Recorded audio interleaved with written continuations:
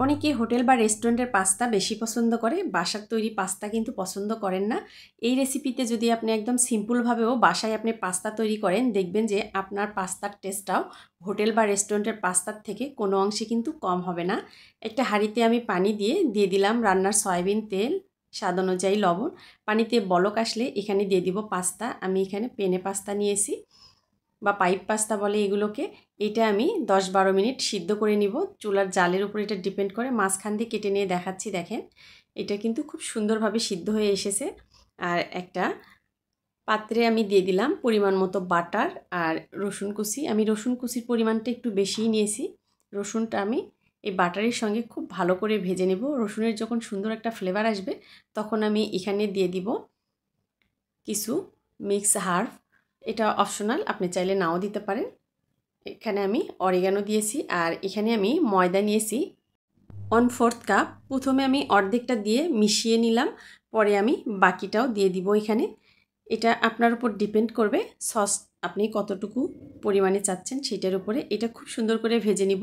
এখানে কিন্তু তেল ব্যবহার করা যাবে না, তাহলে কিন্তু এই পাস্তা কিন্তু টেস্টি হবে না। আর এখানে আমি অল্প অল্প করে দুধ দিয়ে দিব। এই দুধটা জাল করে আমি নর্মাল ফ্রিজে রেখেছিলাম। ফ্রিজের দুধ দিলে এটা খুব তাড়াতাড়ি মিশিয়ে যাবে। আর যদি এখানে গরম দুধ ব্যবহার করেন তাহলে ময়দাটা কিন্তু অনেক সময় সিদ্ধ হওয়ার সম্ভাবনা থাকে। তাই অবশ্যই চেষ্টা করবেন ফ্রিজের ঠান্ডার দুধ ব্যবহার করার। আর অবশ্যই দুধটা জাল করে নিতে হবে। সব কিছু এখন আমি খুব ভালো করে মিশিয়ে নিয়ে এখানে দিয়ে দিব চিলি ফ্লেক্স, ঝালটা যার যার পছন্দ অনুযায়ী। আর এখানে দিব এখন সাদা কালো 2 ধরনের গোলমরিচ, দিয়ে দিব টমেটো সস। এই সসটা না দিলেও হয়, যেহেতু হোয়াইট সস পাস্তা, তবে আপনি চাইলে এটা দিতেও পারেন। আমার কাছে টমেটো সসটা দিলে টেস্টটা একটু বেশি ভালো লাগে, তাই আমি টমেটো সসটা এখানে ব্যবহার করলাম। সব কিছু একসঙ্গে খুব ভালো করে মিশিয়ে নিব। দিয়ে দিব স্বাদ অনুযায়ী লবণ।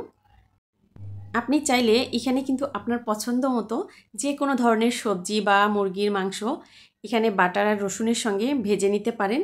সেক্ষেত্রেও এটার টেস্টটা কিন্তু আরও দ্বিগুণ বেড়ে যাবে। তবে আজকে আমি কোনো কিছুই ব্যবহার করব না। আমি একটু লবণটা টেস্ট করে দেখলাম, লবণটা একদম পারফেক্ট আছে। আর এখানে আমি দিয়ে দিব গ্রেট করা চিজ। এটা আমার ঘরে তৈরি চিজ। এই চিজটা আমি গ্রেট করে নিয়েছি। এখন আমি এই সসের সঙ্গে খুব ভালো করে মিশিয়ে নিয়ে এখানে দিয়ে দেবো আমি এখন পাস্তা। এই পাস্তাটা কিন্তু আমি ঠান্ডা পানি দিয়ে ধুয়ে নিইনি। এটা আমি ঢেলে একটা ডালাতে রেখে দিয়েছিলাম।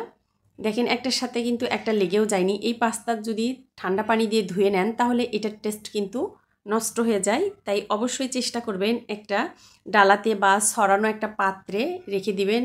আর যদি আপনার কাছে মনে হয় যে দলা পেকে যেতে পারে, সেক্ষেত্রে একটু সয়াবিন তেল মেখে এটা রেখে দিতে পারেন। দেখবেন যে একদম ঝরঝরে থাকবে। এই জন্যই রেস্টুরেন্টের পাস্তা কিন্তু এত টেস্ট হয়। উপর দিয়ে দিব কিছুটা চিলি ফ্লেক্স। আমার আজকের রেসিপিটা কেমন লেগেছে কমেন্ট করে জানাতে কিন্তু ভুলবেন না। একটা লাইক দিয়ে দিবেন। সবাই ভালো থাকবেন, সুস্থ থাকবেন। আল্লাহ হাফেজ।